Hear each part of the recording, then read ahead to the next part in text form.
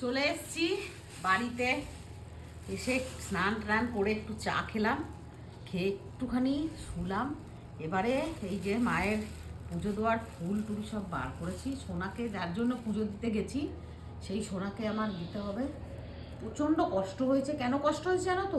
মানে ট্রেনটা মানে অনেক দেরিতে, আমাদের বেকার গরমে বসে থাকতে হয়েছে প্ল্যাটফর্মে, সেই কষ্টটা বেশি হয়েছে। মায়ের ওখানে যাওয়ার যে একটা আনন্দ, একটা যেই মনে প্রাণে যে ভক্তি শ্রদ্ধা নিয়ে গেছি, রোদে দাঁড়িয়েছিলাম ঠিকই, কিন্তু সেই কষ্টটা একদম ফিল করিনি।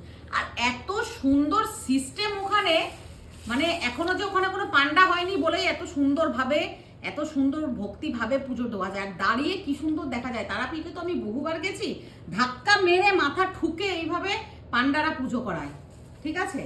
সেই মানে কি বলবো, এত সুন্দরভাবে। ওই তো শোনা, আমার মা তোমার জন্যই তো গেছিল পুজো দিতে, ভুলে গেছো?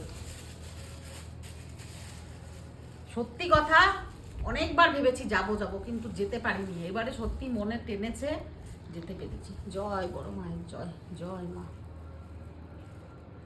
সোনাকেই আগে, সবাইকে আমি কখনো কারো খারাপ চাই না, সবার জন্যই পুজো দিয়েছি, সবার যেন মনোকামনা পূর্ণ হয়।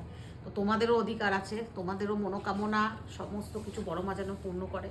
অবশ্যই আমার ছেলেকে সবার আগে, আমার সোনার জন্যই আজকে আমি এত মায়ের কাছে গেছি। আমি সুতো তো নিয়ে এসেছি, ওকে একটু বাঁধবো, কিন্তু ওকে সুতোটা আমি বাঁধবো কি করে সেটাই হলো কথা।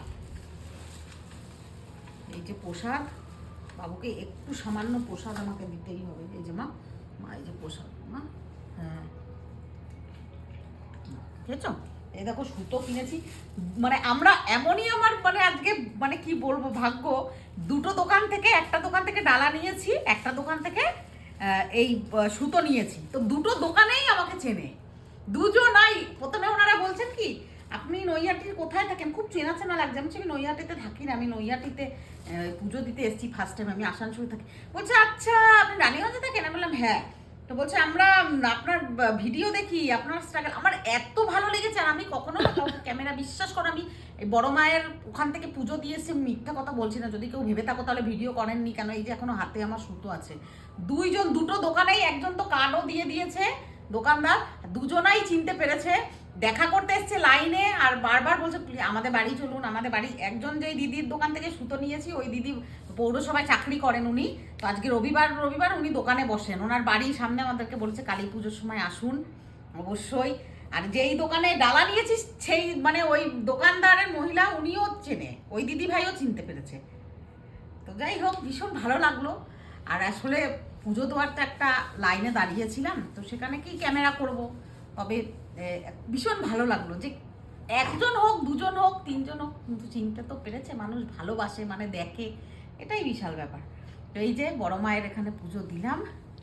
যাই হোক, এবার ম্যাক্সের হাতে 4টে সুতো নিয়েছি, এবার ম্যাক্সের হাতে এটা বাঁধতে হবে। কিন্তু আমি বাঁধবোটা ওই সোনাটার হাতে কি করে?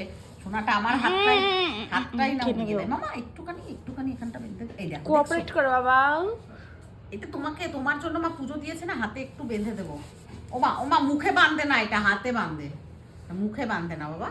তুমি খাও করবে, ওকে আমি এটা যেভাবে হোক একটুখানি আমাকে ওর হাতে বাঁধতেই হবে। ওর জন্য এই যে পুজো করিয়ে দিচ্ছি, এত সুন্দর অটোমেটিক চোখ থেকে জল বেরিয়ে আসে মায়ের মুখটা দেখে, এত সুন্দর। এই দেখো এই ছেলে। যাই হোক, একে আগে আমি সুতোটা বাঁধি, তারপরে তোমাদের সাথে আমি কথা বলবো।